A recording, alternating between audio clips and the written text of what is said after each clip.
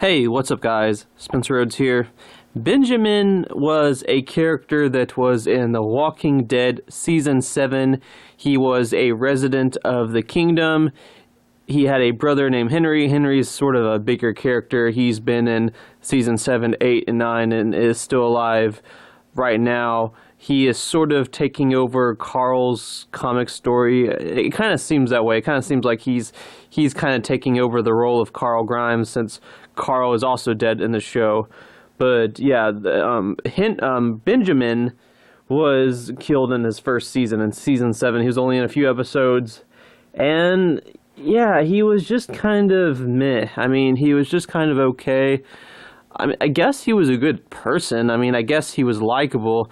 I didn't find him very interesting, and I mean, you got to have death, and he was killed off along with Richard in the 13th episode of Season 7, and their original plan was to make it the 14th episode, and that was going to continue this tradition of having a character die in the 14th episode. There's always someone dying in the 14th episode. They've been doing that ever since Season 4 with the two little girls, Lizzie and Mika.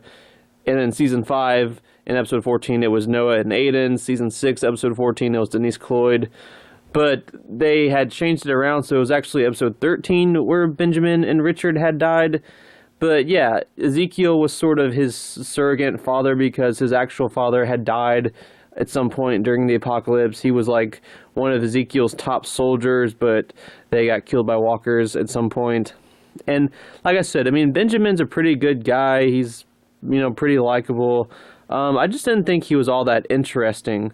And when he got killed off, for the most part, I was just glad it wasn't Morgan that got killed off. I was kind of worried that when Morgan was sort of teaching Benjamin how to fight with a stick, I was like, oh shit, they're setting up Morgan's death and all that war. They're going to have like Morgan pass on to Benjamin and pass his skills on to Benjamin. And then they're going to kill off Morgan, and Benjamin's going to kind of take over like the essence of the things that Morgan believed in or something. But nope, they killed him off, and I was like, yay. I mean, he just wasn't that interesting. It's really nothing against the actor. I think the actor was okay. He was just kind of a bland character. I mean, he was a good person. He didn't have a lot of flaws. I mean, there's just, I don't know. There's only so much story you can tell. They didn't give him a lot of flaws or anything. They just made him a really good person, which, of course, it's The Walking Dead, so you really can't be a good person without dying very quickly.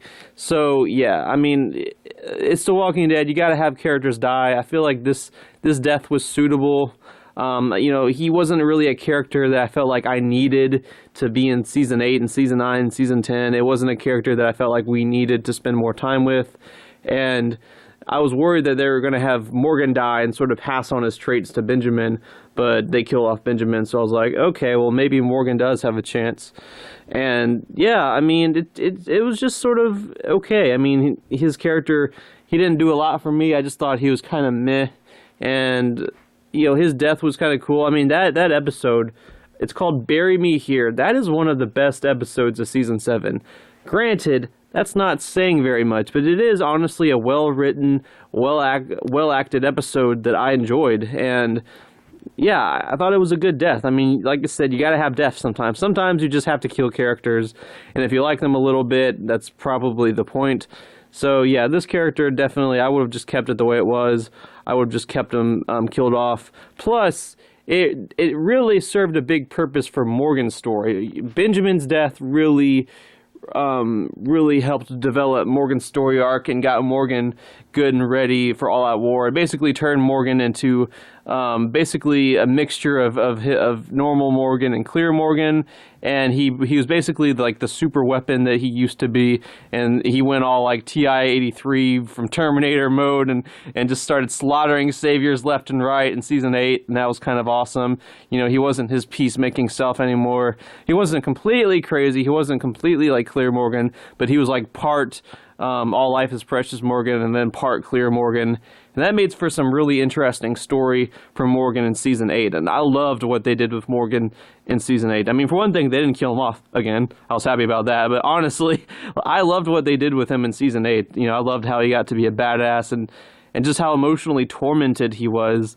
Because he says later on to Carol that you know, he knew that things were going to go wrong. You know, he wanted to continue to be his peacemaking self, but he knew things were going to go wrong. He was waiting for it, and when they did, and he just snapped and just wanted to kill everyone and kill the saviors.